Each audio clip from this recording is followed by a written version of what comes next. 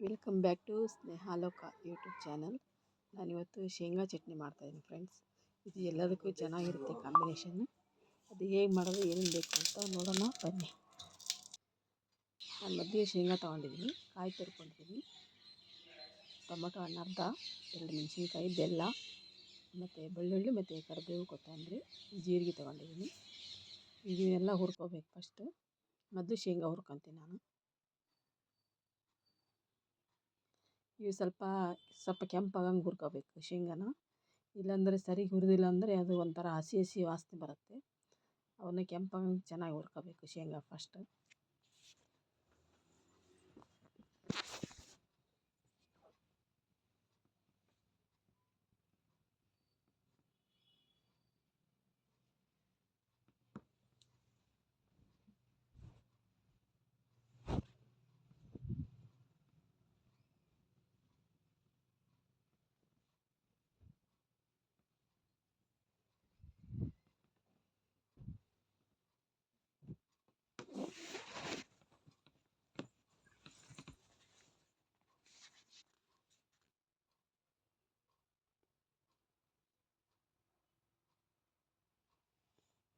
ನೋಡಿ, ಇಷ್ಟಾದರೆ ಸಾಕು. ಹುರಿದಿದೆ ಈಗ.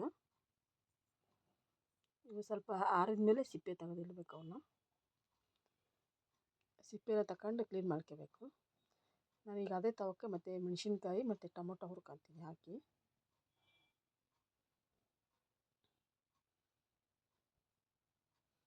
ಇದು ದೋಸೆಗೆ, ಪಡ್ಡಿಗೆ ಮತ್ತು ಇಡ್ಲಿಗೆ, ಚಪಾತಿಗೆ, ರೊಟ್ಟಿಗೆ ಎಲ್ಲದಕ್ಕೂ ಚೆನ್ನಾಗಿರುತ್ತೆ ಈ ಚಟ್ನಿ.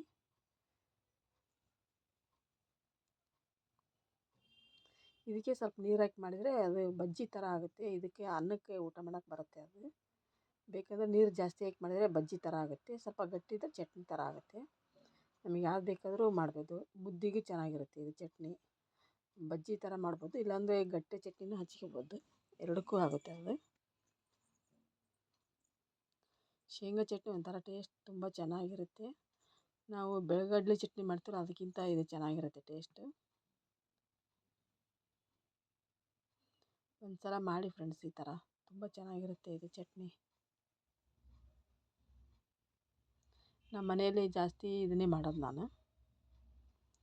ಅದು ಬೆಳಗಡ್ಲೆ ಚಟ್ನಿ ಯಾವಾಗಾದರೂ ಒಂದು ಸಲ ಮಾಡ್ತೀನಿ. ಇದನ್ನೇ ಜಾಸ್ತಿ ಪಡ್ಡಿಗೆ, ದೋಸೆಗೆ, ಇಡ್ಲಿ ಮಾಡಿದಾಗೆಲ್ಲ ಇದೇ ಚಟ್ನಿನೇ ಮಾಡೋದು ನಾನು.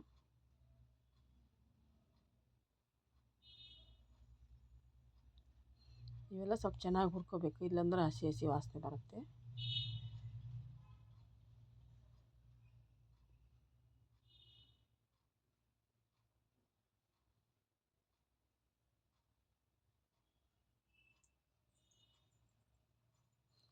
ಬೆಳ್ಳುಳ್ಳಿ ಹಾಕ್ತಾಯಿದ್ದೀನಿ. ನಾನು ಇದನ್ನು ಇಬ್ಬರಿಗೆ ಎಷ್ಟೇ ಮಾಡ್ತಾಯಿದ್ದೀನಿ ಚಟ್ನಿನ, ಅದಕ್ಕೆ ಸ್ವಲ್ಪ ತೋರಿಸ್ತಾಯಿದ್ದೀನಿ. ಸ್ವಲ್ಪ ಸ್ವಲ್ಪ ಹಾಕ್ತೀನಿ ಅದನ್ನು.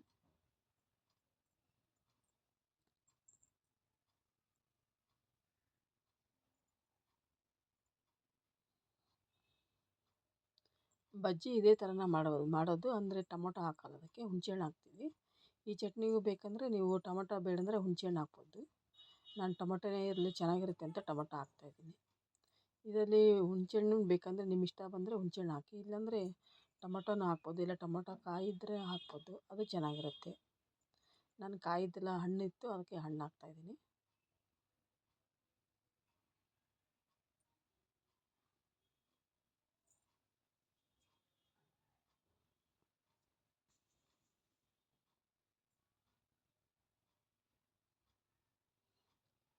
ಕಾಯಿ ಹಾಕ್ತಾಯಿದ್ದೀನಿ, ಕಾಯಿ ತುರಿನ.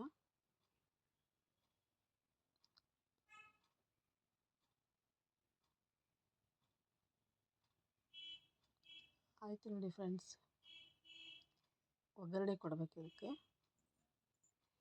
ಆಯಿಲ್ ಇಟ್ಕೊಂಡಿದ್ದೀನಿ ಕಾಯಕ್ಕೆ. ಒಗ್ಗರಣೆಗೆ ಸಾಸಿವೆ ಜೀರಿಗೆ ಹಾಕಬೇಕು.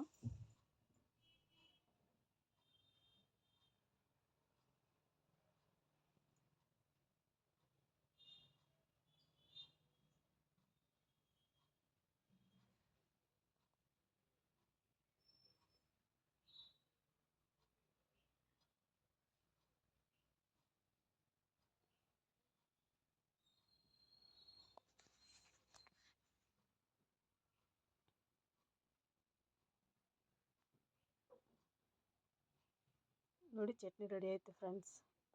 Thanks for watching.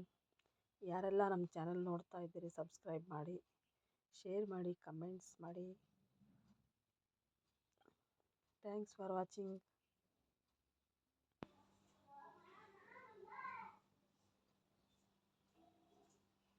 10 ರೂಪಾಯಿ ಪೇಸ್ಟ್ ಮಾಡುವಾಗ